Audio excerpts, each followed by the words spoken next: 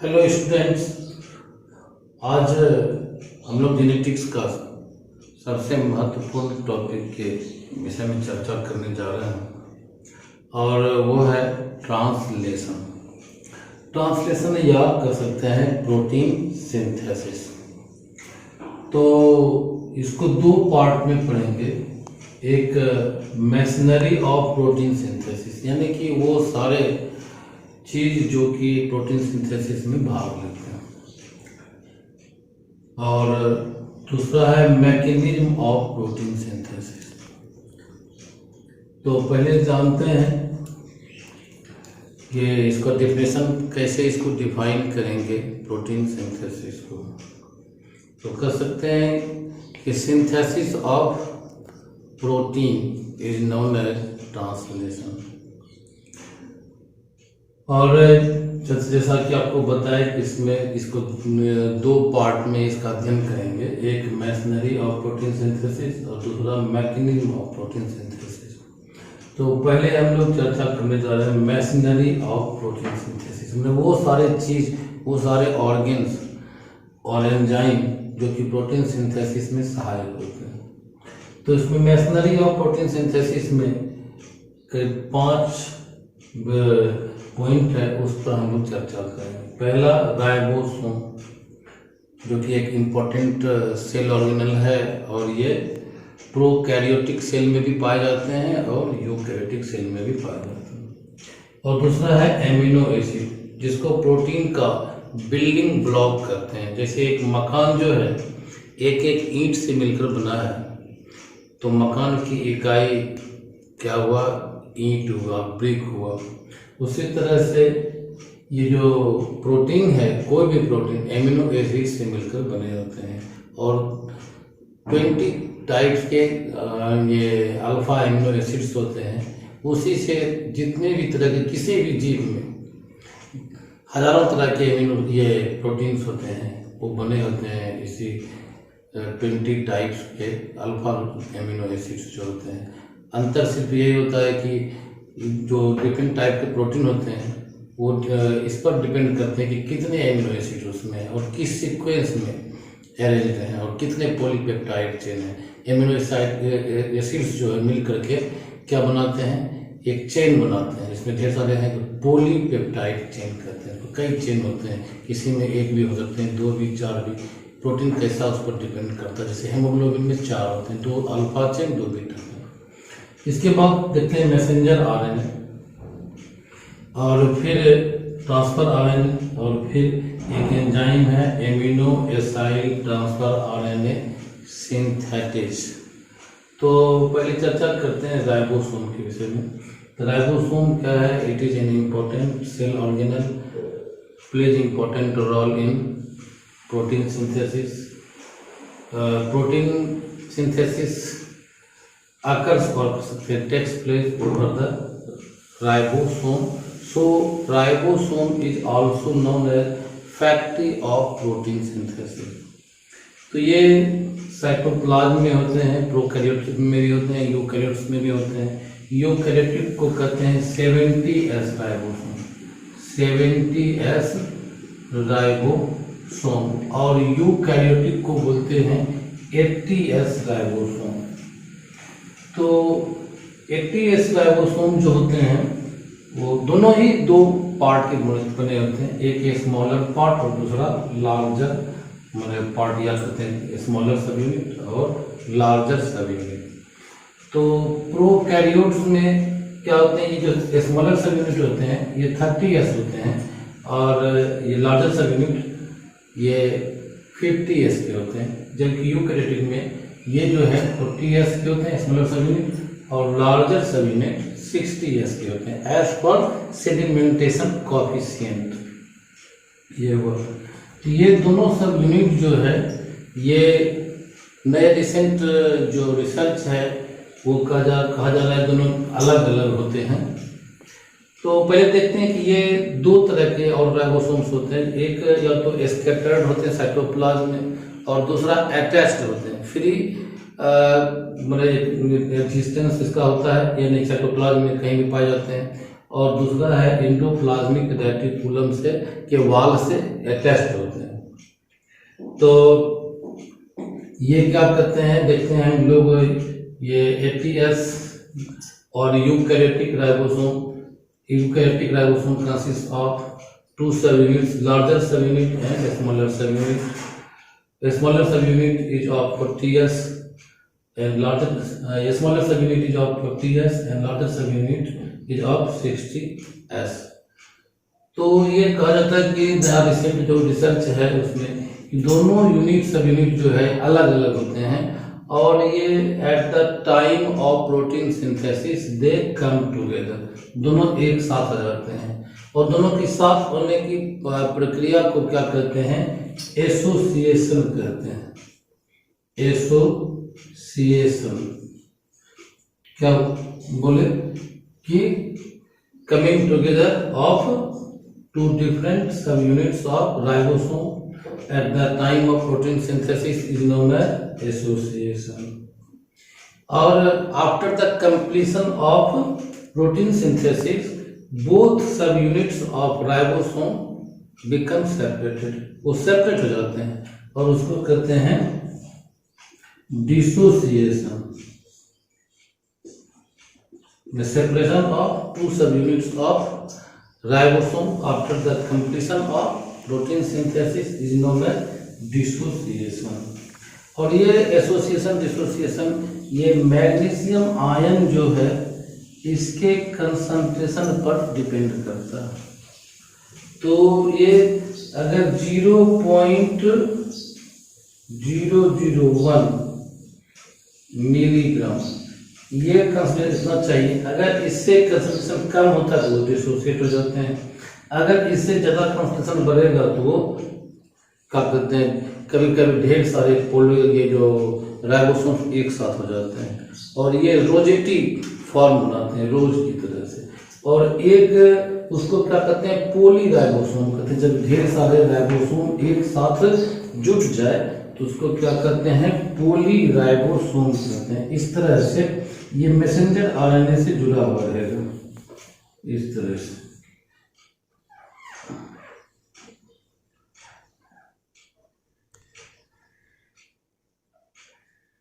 ये सारे क्या है, राइबोसोम है।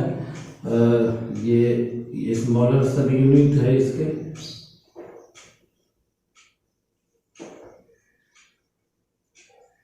ये और ये मैसेंजर आरएनए है, ये जो थ्रेड लाइक स्ट्रक्चर है, ये जोड़े हुए सबको। और इस स्ट्रक्चर को क्या कहेंगे, पोली राइबोसोम।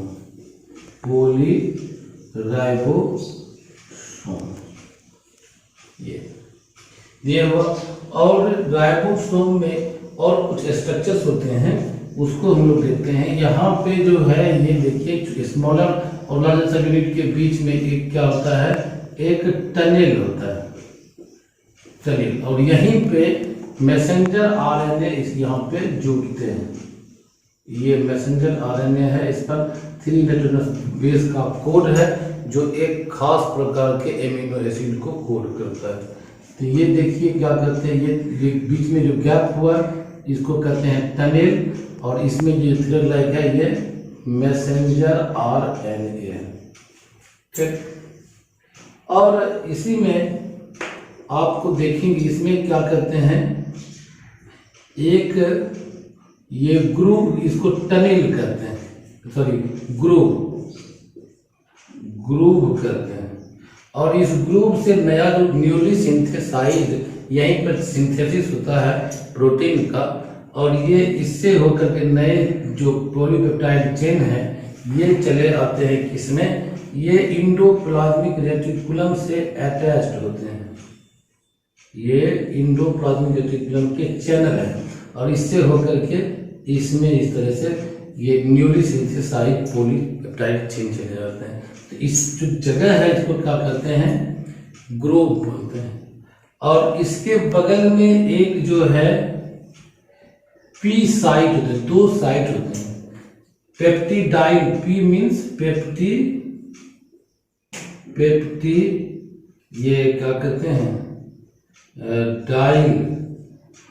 मतलब साइट बोलते हैं इसको, और या डोनर साइट भी कहते हैं, डोनर साइट। और ये जो है एक बगल में फिर यहाँ पे ए साइट होते हैं, इसको कहते हैं ए मतलब क्या हुआ, एक्सेप्टर साइट, एक्सेप्टर साइट।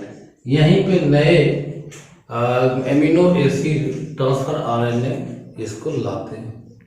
तो इस तरह से क्या हो गया, यहाँ पर टनल हो गया, ये ग्रुप हो गया, बी साइट हो गया, ए साइट हो गया, और यहाँ पे एक फैक्टर होता है इसको, ये एंडोप्लाज्मिक रेटिकुलम ER है, एंडोप्लाज्मिक रेटिकुलम का चैनल, और इसमें इसे अटैच करते हैं, ये नया बन करके इसमें गिरता है और प्रोटेक्टेड करते हैं। तो ये सारी बातें हैं राइबोसोम के समय में, जैसा कि आपको बताया कि दोनों अलग अलग पाए जाते हैं, और at the time of protein synthesis they come together, यानी कि smaller sub unit sits over the larger sub unit, और after completion of protein synthesis they become dissociated, become separated, तो उसको कहते हैं डिसोसिएशन। तो ये हुआ आपका राइबोसोम संबंध में। अब हम लोग देखेंगे एमिनो एसिड के लिए। अब हम लोग देखते हैं दूसरे मैशनरी को, एमिनो एसिड। जैसा कि आपको बताए कि एमिनो एसिड जो है यूनिट है किसका, प्रोटीन का। It is known as building block of protein, यानी इसी से मिलकर बने होते हैं। और एमिनो एसिड कितने तरह के होते हैं, 20 टाइप्स के अल्फा एमिनो एसिड्स होते हैं, और प्रत्येक एमिनो एसिड्स में क्या होते हैं, 2 ग्रुप जरूर होते हैं। एक यहाँ पर एमिनो ग्रुप है, और ये कार्बोक्सिल है, कार्बोक्सिल ग्रुप है, COOH, और यहाँ पे कोई भी बदल सकता है H या CH3। तो ये 2 एमिनो एसिड आपस में जुड़े रहते हैं किसके, पेप्टाइड बॉन्ड के द्वारा, पेप्टाइड बॉन्ड के द्वारा। तो 2 के बीच में एक पेप्टाइड बॉन्ड, 3 के बीच में 2 पेप्टाइड बॉन्ड, डाइपेप्टाइड, और 4 के बीच में एक कम कर 3 पेप्टाइड बॉन्ड, उसको कहते हैं पॉलीपेप्टाइड बॉन्ड, और एक चेन से जुड़ा उसको कहते हैं पॉलीपेप्टाइड चेन। तो ऑल टाइप्स ऑफ, हजारों तरह के प्रोटीन होते हैं, all types of protein are composed of, और कर सकते हैं made up of 20 different types of alpha amino acid. The type of protein depends on the number of amino acid और polypeptide chain in a protein. एक protein में संख्या मतलब यह है कि कितना एमिनो एसिड है, इस पे डिपेंड करेगा कि वह किस तरह का प्रोटीन होगा। और जो अगर उसकी संख्या बढ़ गया एमिनो एसिड में, किसी में मतलब 20 है तो वो अलग तरह का प्रोटीन हुआ, किसी में 21 हो गया, 22 हो गया, या कुछ भी हो गया, तो वो अलग प्रोटीन बन जाएगा। और उसमें एक पॉलीपेप्टाइड चेन है, 2 है, 4 है, इस पर भी डिपेंड करेगा। उसका सीक्वेंस क्या, जैसे आपको एमिनो एसिड है, एलेनिन है, वैलिन है, और हिस्टिडीन है, ये सब क्या है, एमिनो एसिड है, या मिथायोनिन है। तो ये अलग अलग ऑर्डर में होंगे तो अलग तरह के ये प्रोटीन बनेंगे। तो ये डिपेंड करता है कितने एमिनो एसिड हैं, किस सीक्वेंस में है। और ये 2 एमिनो एसिड आपस में जुड़े रहते हैं किसकी तरह, पेप्टाइड बॉन्ड CONH ये बनाते हैं। तो जोड़ेंगे तो यहाँ पर से जो है ये आपको OH, और दूसरे का फिर ये क्या करते हैं, NH2 है, वो मिलके बना देता है H2O, और CONH बीच में बॉन्ड बन जाता है। तो ये प्रोटीन आप पढ़े होंगे 11th में।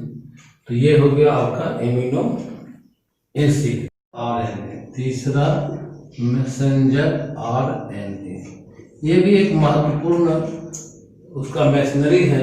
मैसेंजर RNA का काम क्या है कि ये DNA से इंफॉर्मेशन लेते हैं कि किस तरह का प्रोटीन बनाना है, कोडेड इन्फॉर्मेशन देते हैं किसी डीएनए से मैसेंजर आरएनए। तो ये क्या हुआ, इट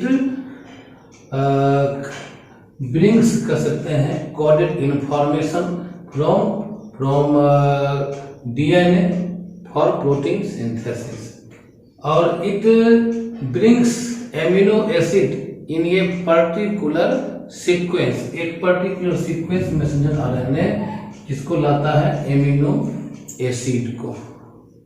तो ये हो गया आपका काम किसका, मैसेंजर आरएनए का, यानी कि एमिनो एसिड को प्रॉपर सीक्वेंस लाता है और इसमें ये कोडेड इन्फॉर्मेशन लेते हैं किससे, डीएनए से प्रोटीन सिंथेसिस के संबंध में, और messenger RNA different amino acid को एक पर्टिकुलर सीक्वेंस में लाता है। ये हो गया। अब हम लोग देखते हैं चौथा, transfer RNA, transfer RNA, T for transfer RNA. तो ये क्या करता है कि it picks up a particular amino acid and takes over a particular codon corresponding to anticodon. जैसे मान लीजिए कि AUG ये कोडॉन हुआ एडेनिन, और ये क्या हुआ यूरेसिल और गुआनिन, इसका एंटी कोडॉन क्या होगा, A का यहाँ पे U और U का A और G का C। ये कोडॉन होते हैं किस पे, मैसेंजर आरएनए पे, और एंटी कोडॉन किस पे होते हैं, ट्रांसफर आरएनए पे। तो ये क्या करता है, it picks up a particular amino acid and takes over on a particular codon corresponding to anticodon, यानी ये पर्टिकुलर एमिनो एसिड को ये जहाँ पर फोटोसिंथेसिस होता है वहाँ पर ये लाता है, और जो corresponding कोडॉन का उल्टा जो है एंटीकोडॉन, या कोई भी आप देखेंगे जो चूंकि ये कंप्लीमेंट्री चेन होते हैं, AUG जब मान लिया जाए कि UAG अगर हो गया तो इसका उल्टा क्या होगा, U का A का U और G का C। ये इस तरह से ये हुआ उसका एंटीकोडॉन। ये हो गया आपका। और पांचवा जो ये क्या कहते हैं आपका है amino acyl transfer RNA synthetase. ये क्या है, एक एंजाइम है, it is an enzyme which helps in combining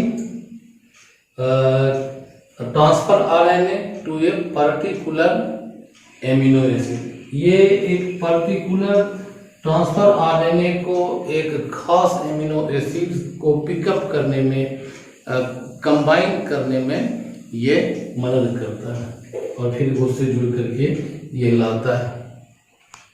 तो ये एंजाइम का काम हुआ, क्या हुआ, ट्रांसफर आरएनए को एक पर्टिकुलर एमिनो एसिड से कंबाइन करने में मदद करना। तो इस तरह से हम लोग ये पांचों मैशनरीज के विषय में पढ़े, और दूसरे पार्ट में हम लोग इसके मैकेनिज्म को पढ़ेंगे, और ये क्लास यहीं पर समाप्त होता है। आप चैनल को जरूर सब्सक्राइब करें ताकि आने वाले वीडियो की सूचना मिले। Thank you.